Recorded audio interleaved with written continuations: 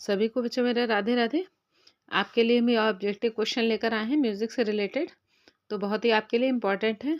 तो आपको पसंद अगर आए तो आप प्लीज़ हमारे चैनल को लाइक शेयर और सब्सक्राइब ज़रूर कर दीजिएगा। तो चलिए शुरू करते हैं। यहाँ से देखिए क्वेश्चन लेने हैं हमें। सबसे पहला क्वेश्चन है, रेपा नी मापा किसका स्वर समूह है? ठीक है, तो क्या राग कानड़ा का है, राग मल्हार का है, जोग का है, या आपका बहार का है? बिहाग लिखा है बच्चों, ठीक है, बिहाग, बहार नहीं है, बिहाग है। तो इसका ऑप्शन बच्चों हो जाएगा नंबर 2 पे मल्हार। फिर नेक्स्ट क्वेश्चन आपका है, विश्वेश्वरी राग के रचयिता कौन थे?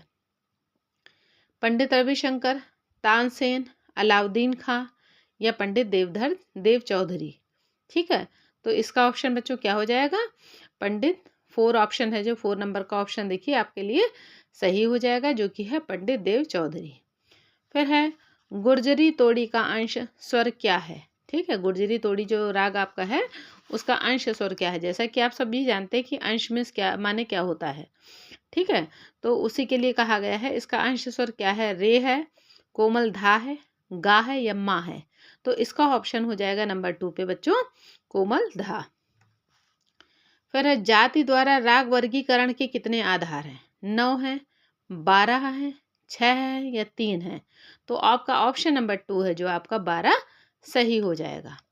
फिर है, कोमल ऋषभ एवं कोमल धैवत वाले राग का गायन समय क्या है? मतलब जिसमें कोमल ऋषभ लगता हो या कोमल धैवत लगता हो, तो उस वाले है जो राग का गायन समय क्या है?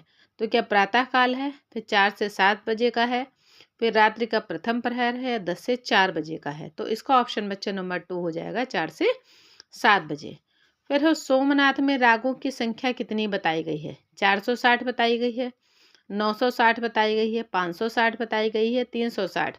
तो इसका ऑप्शन नंबर 2 हो जाएगा बच्चों 960। फिर है, दश विधि राग वर्गीकरण का उल्लेख किस ग्रंथ ने किया है? जो दशविधि राग वर्गीकरण है उसका उल्लेख किस ग्रंथ ने किया है?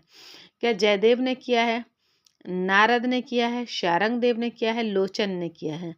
तो आपका है जो ऑप्शन नंबर 3 सही हो जाएगा, शारंग देव। मतलब शारंग देव ने ही है जो 10 विधि राग वर्गीकरण का उल्लेख किया है, ठीक है, जो 10 विधि है जो ग्रंथ है उसका है, उसमें किया है। ठीक, नेक्स्ट क्वेश्चन आपका है, बिलावल थाट में कितने रागों की उत्पत्ति हुई है? तो क्या 285 हुई है, 320 हुई है, 440 हुई है, 360 हुई है?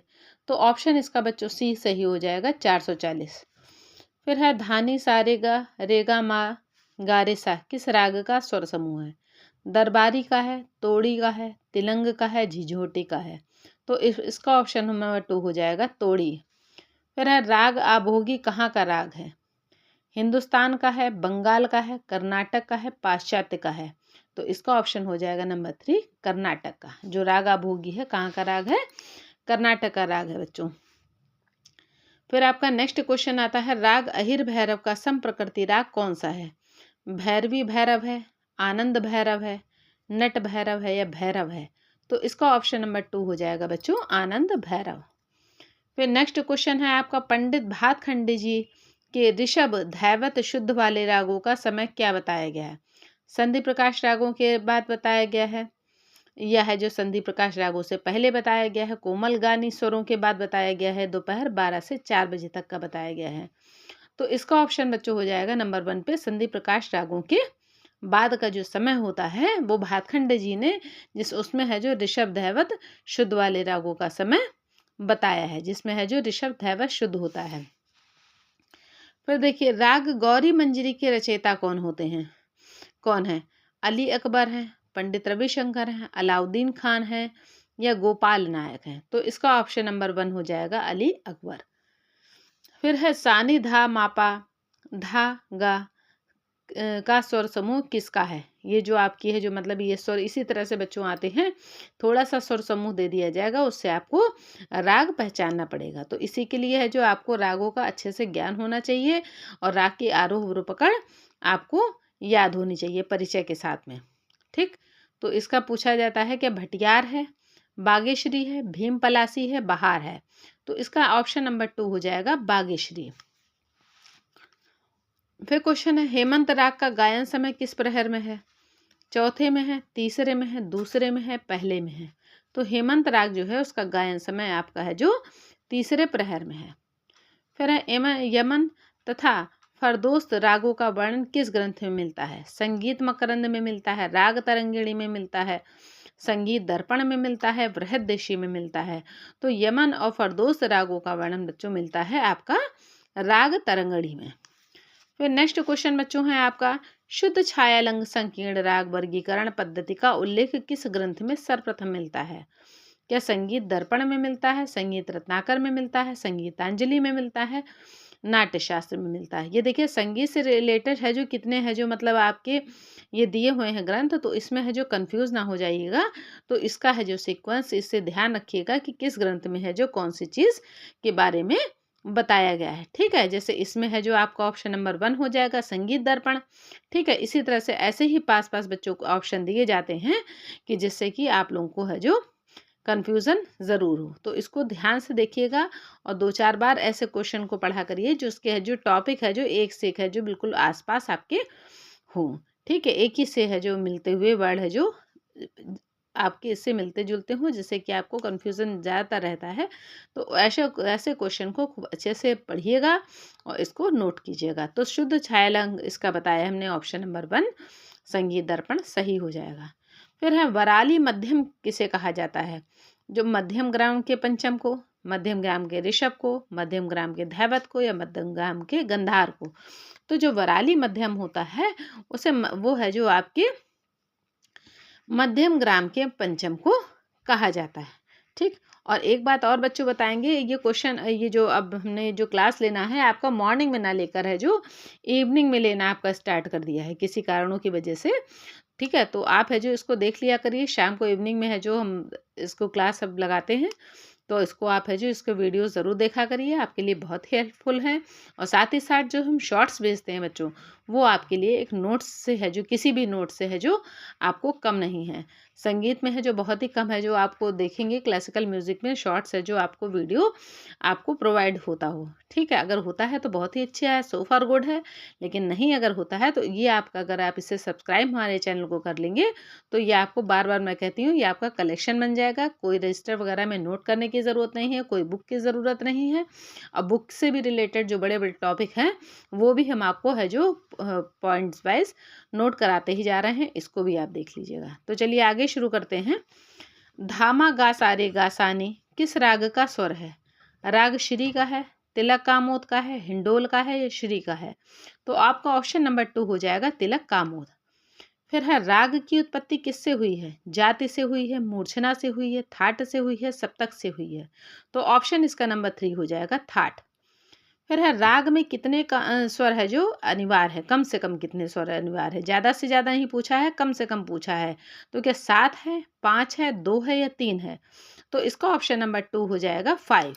नेक्स्ट क्वेश्चन है आपका, संकीर्ण राग किसे कहा जाता है? एक राग की छाया वाले को, 2 से अधिक राग छाया मिश्रण का, आश्रय राग की छाया वाले राग को, शुद्ध स्तर वाले राग को। तो इसका ऑप्शन नंबर 2 हो जाएगा। जो संकीर्ण राग की जो परिभाषा है उसमें 2 से अधिक रागों का जिसमें मिश्रण होता है उसे संकीर्ण राग कहते हैं। ठीक है, नेक्स्ट क्वेश्चन आपका है, राग मदमाद सारंग का गायन समय क्या है? दिन का प्रथम प्रहर है, रात्रि का प्रथम प्रहर है, प्रातः काल है, दिन का दूसरा प्रहर है? तो आपका ऑप्शन बच्चों हो जाएगा दिन का प्रथम प्रहर। नेक्स्ट क्वेश्चन आपका है, राग मियाँ की सारंग किस थाट की है? पूर्वी की है, तोड़ी की है, काफी की है, खमाज की है? तो इसका ऑप्शन बच्चों हो जाएगा नंबर 3 पे राग काफी। और एक बात और कहना चाहेंगे बच्चों, ये म्यूज़िक से रिलेटेड जितने भी बच्चे हैं, अगर आप है जो अगर जिसको नहीं मालूम है टाइमिंग, तो आप है जो टाइमिंग के हिसाब से जो अगर आप शेयर कर देंगे तो आपके लिए अच्छा है। देखिए पढ़ेंगे आप, सब अपना अपना पढ़ते हैं, सब जिसको जो भगवान की कृपा से जो मिलना होता है वही मिलता है। तो ठीक है, तो आप इसके लिए अगर शेयर आप कर देंगे तो आपके लिए भी अच्छा है, दूसरे के लिए भी अगर आप चाहते हैं अच्छा कुछ करना तो आप उसको भी शेयर कर सकते हैं। फिर नेक्स्ट क्वेश्चन है, राग हंस ध्वनि किस पद्धति का राग है? हिंदुस्तानी, कर्नाटकी, रविंद्र या पाश्चात्य? ठीक है, तो ये आपका है जो कर्नाटकी पद्धति, नंबर 2 ऑप्शन इसका सही हो जाएगा। फिर है राग सरपर्दा की रचना किसने की? ये क्वेश्चन, ये जो राग आपको ये बता रहे हैं बच्चों 6th ईयर तक के राग नहीं है, इससे आगे के राग हैं। ठीक है, धीरे धीरे हम आपको इसके बारे में भी एक्सप्लेन करते चले जाएंगे। ठीक है, जिससे कोई भी राग नहीं जाता तो उसका वादी संवादी, उसका परिचय, ये सब हम आपको ज़रूर बताएंगे। ठीक है, तो चलिए देखते हैं। राग सरपर्दा की रचना किसने की? तानसेन ने की, स्वामी हरिदास ने की, बैजू बावरे ने की, यह है जो बावरा ने की, या अमीर खुसरो ने की? तो इसका ऑप्शन नंबर 4 बच्चों सही हो जाएगा, अमीर खुसरो। फिर राग भैरवी का गायन समय क्या है? रात्रि का प्रथम प्रहर, दिन का प्रथम प्रहर, द्वितीय दिन का द्वितीय प्रहर, या रात्रि का तृतीय प्रहर? तो ऑप्शन इसका नंबर 2 हो जाएगा, दिन का प्रथम प्रहर। फिर है राग बिहाग के मुख्य स्वर कौन से हैं? गापानी है, सारेगा है, मापाधा है, या रेगा रे है? तो ऑप्शन इसका नंबर 1 हो जाएगा, गापानी। फिर है निम्न रागों में कौन सा संधि प्रकाश राग है? पूर्वी है, जौनपुरी है, मारवा है, ललित है? तो इसका ऑप्शन नंबर 2 हो जाएगा, जौनपुरी। पन्नालाल घोष ने किस प्रकार राग की रचना की थी? सरपर्दा की थी, गनम की थी, दीपावली की थी, या इमन की थी? तो जो पन्नालाल घोष थे हमारे, तो इन्होंने है जो दीपावली राग की रचना की थी। फिर है बाबुल मोरा नहर छूटो जाए, बंदिश के रचनाकार कौन है? तो ये क्या बड़े गुलाम अली खां हैं, फयाज खां हैं, वाजिद अली शाह हैं, या ओमकार नाथ राय हैं? ओमकार राय खां है, सॉरी। तो इसका ऑप्शन बच्चों हो जाएगा नंबर 3 पे, वाजिद अली खां।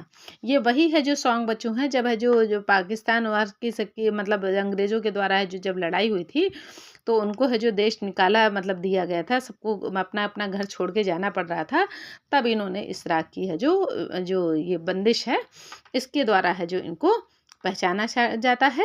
तो ये गाना बहुत ही बच्चों पॉपुलर हुआ था, चाहे तो आप मोबाइल पे आप देख सकते हैं। इसका मतलब जो बंदिश है बहुत ही अच्छी है, बहुत ही बढ़िया है। ठीक है, तो ये है जो मतलब है जो इन्होंने किसने की थी? बाबुल मोरा नहर छूटो जाए, ये वाजिद अली खान ने की थी। तो आज के लिए है जो बच्चों इतने ही क्वेश्चन हैं। आई होप आपको है जो अच्छे लगे होंगे, समझ में आए होंगे। और तो प्लीज़ हमारे चैनल को, अगर आपको पसंद आ रहे हैं, तो आप समझ में आ रहे हैं, तो आप है जो हमारे चैनल को लाइक शेयर और सब्सक्राइब ज़रूर कर दीजिएगा। तब तक के लिए राधे राधे।